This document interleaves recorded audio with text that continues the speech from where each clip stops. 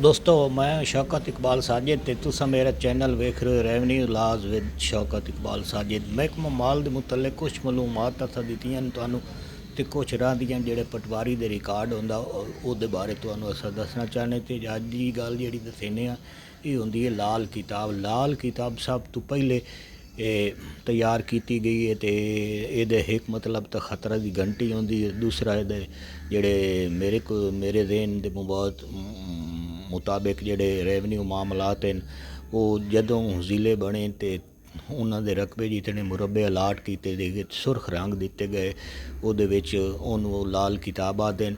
तो लाल किताब दे सारे इंदराज किए गए सुरख रंगा ते यानी कि मुरबे अलाट किए गए, मुरबा फलाना तो फलाना फलाना मुरबा तो मुरबे जी शक्ल के जोड़े रंग दिते बंदे तुम वेखते हो वो लाल रंग के होंगे। इस वक्त इनू आते लाल किताब। तो इस तू ज़ाहिर होंदा कि पहले जब महकमा माल के रिकॉर्ड बनया तो लाल किताब बनी तो उस लाल किताब के मुताबिक सिरे मुरबे बने हैं, उन्होंने किले कनाली तो मरले नान सिरे मुरबा जात बने, हर ज़िले का अलग मुरबा जात आन।